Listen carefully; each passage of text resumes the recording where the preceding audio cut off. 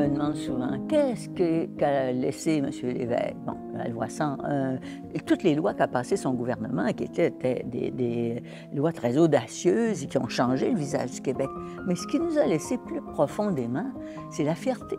La fierté d'être Québécois, de parler français en Amérique, qu'on n'était pas né pour un petit pain, qu'on pouvait être né pour de grandes choses. Et c'est ça, moi, que je retiens, qui est le plus fondamental pour moi dans son legs, de nous avoir rendus fiers d'être ce que nous sommes. C'est un modèle pour moi. Hein? On rêve d'être une René Lévesque quelque part, au sens où c'est un homme grandeur, plus grand que nature. Et malgré ça, ça restait un homme très simple et très accessible. Et moi, donc, ma grande préoccupation comme députée de Taillon, c'était de rester accessible aux citoyens et citoyennes du comté. C'est sûr que c'est pas facile de chausser des grands souliers comme ceux de René Lévesque. Quand c'était possible, en dehors des moments où on travaillait à l'Assemblée nationale, j'allais dans mon comté, j'allais manger dans les restaurants de mon comté. J'essayais d'être là, présente, pour entendre les points de vue des gens, pour être capable de les porter. Et je crois que ça, il y a quelque part de l'influence de René Lévesque dans ce qu'on me racontait de lui.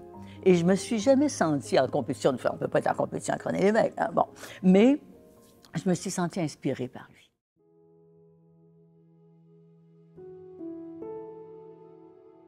Il se souvenait de M. Lévesque comme de quelqu'un de tellement accessible, avec lequel c'était agréable de converser. Et il s'ennuyait de M. Lévesque. C'est pas gentil pour moi, ça. Non, non, non. Il s'ennuyait de lui. Il l'avait beaucoup aimé quasiment physiquement, là. Tu sais, ils étaient conscients qu'il les représentait, qu'il les défendait, en plus, évidemment, de défendre le Québec tout entier. Alors, c'est ça, moi, l'image que j'ai de René Lévesque, député de Taillon. C'était un comté qui représentait le Québec, quelque part, qui était un microcosme, ce qu'est le Québec, avec toutes ses réalités.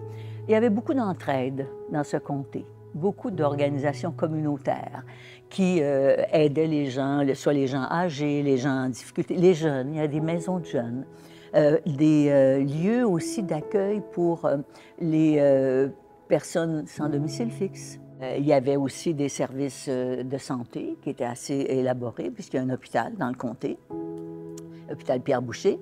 Il y avait l'hôpital Charlemagne, mais effectivement, sans doute René Lévesque a joué un rôle pour faire en sorte qu'apparaisse cet hôpital, dont les gens étaient très fiers. Il y a un centre d'hébergement et de soins de longue durée, qui était un très beau centre. D'ailleurs, lui s'est investi beaucoup dans ce centre-là, qui s'appelle le Centre René Lévesque. Mon dernier souvenir, c'est une rencontre à Québec, au moment du sommet de la francophonie. Et je crois que c'est l'année de son décès, 87, alors c'était au printemps ou à l'été, et j'étais là, et puis je l'ai rencontré comme ça, par hasard, et c'était comme une rencontre, comme s'il me retrouvait et qu'il était tellement heureux, mais moi j'étais encore plus que lui, mais ça a été très amical et très agréable. On a causé pendant 10-15 minutes, il s'est informé de mes enfants, de ce que je faisais, de où j'en étais, et il était très enthousiaste et je crois qu'il faisait à ce moment-là un reportage, je me demande si c'est pas pour TVA, portant sur le sommet de la francophonie qui se tenait à Québec à ce moment-là. Oh là là, oh, j'aurais aimé ça, vous connaître plus personnellement. Parce que, évidemment, quand on est une jeune ministre, disons qu'on n'ose pas trop, on a peur de déranger. Mais j'aurais aimé ça qu'il soit plus mon ami.